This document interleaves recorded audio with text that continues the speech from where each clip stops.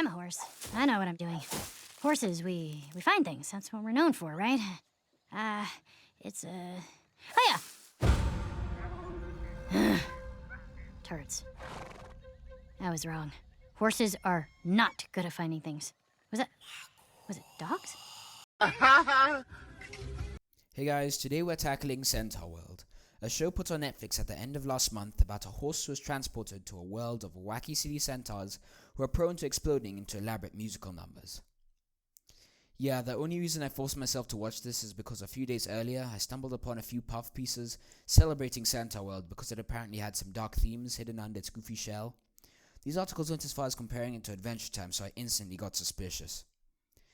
Even though the media are notorious sycophants and will praise anything a big buck company releases, I felt obliged to watch it myself, just in case it was a diamond in the rough. In addition to doing that, I watched a few reviews on YouTube.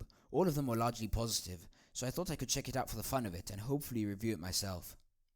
So I watched the series and, oh whoa am I confused. I don't think I watched the same show as everyone else. Really, I even watched it a second time to make sure I wasn't going mad. Centaurworld is brutally mediocre at absolute best. The story is about as deep as a cheap kiddie pool, and the characters are impressively one-dimensional. This felt like a poor man's Trolls. Literally, you could match up nearly every one of the main characters to their troll equivalent. The main problem I see is that this show spreads itself way too thin, and lots of little problems arise from that, like the lack of stakes, hardly any character development, and irregular pacing, to name a few. The first example of this show spreading itself thin is in its story. It is true it attempted to have a darker undertone throughout the series. The operative word here is attempted, because every single villain and threat in this show is an absolute joke, with zero risk to the good guys. Check out my analyzation on the tornado scene on Showgage for more detail on this subject, link in the description. I will list the supposed antagonists. The Minotaurs, which are evil hordes controlled by the Nowhere King. Tons of these get absolutely wrecked by a young girl literally a third of their size. The Tornado, which is a giant living storm. It's a very cool idea, but apparently Tempest winds do not affect Horse, the main character, and even if you get sucked in, nothing happens to you, and you can be rescued with minimal effort. The Bear Tar, who is a giant bear centaur and looks as if he moderates a Discord server and has a Reddit account. He's instantly knocked out by a failed shaman centaur in her sleep, literally. Johnny Tea Time, who was one of the shamans guarding an artifact. His competition for his artifact repeats every day, so if you really wanted it, you would just try again in no time. And finally, the Nowhere King, who is trapped in an endless void to protect the worlds from him. He got held off by a bunch of regular centaurs and one shaman. He had many opportunities to escape the void, but for some reason didn't, and his defeat was quick and easy with exactly zero build-up. Confusion of the highest order! The people who made this series think the only way to make a show deep is to randomly have some moments of people squishing centaur bugs or showing a backstory where a character's village was wiped out. The latter scene was quite forced, by the way, and call me heartless, but the last of my race trope is quite overused and hits very weakly if rushed. The characters chap my hide too.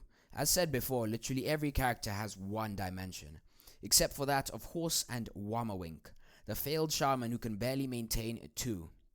The Horse is probably the worst character in this show. She feels extremely miscast. Kamiko Glenn is a good voice actor, but not the one for Horse. Her reactions and personality are all over the place, and it feels quite strained and rough also.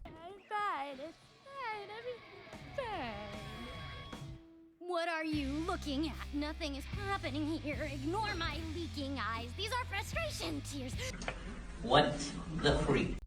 There's not much to say about anyone else, frankly, because it's just about as easy as analyzing a scrap of indiscriminate cardboard. In the whole 10 episodes and 263 minutes, I can count on one hand the number of times I laughed or smirked.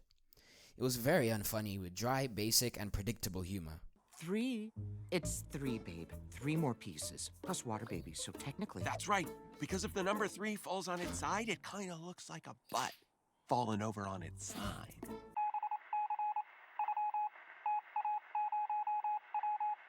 The only thing that I actually enjoyed was the small bird dude roasting that annoying horse.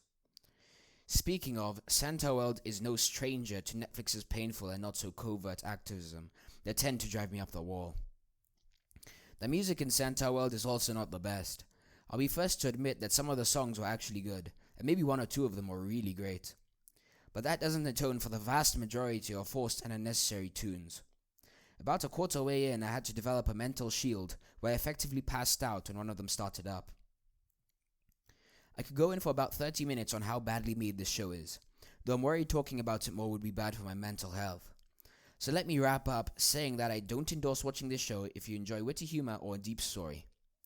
Well, thank you for your time. Check out my in-depth review on showgauge.com. Feel free to subscribe. Peace out.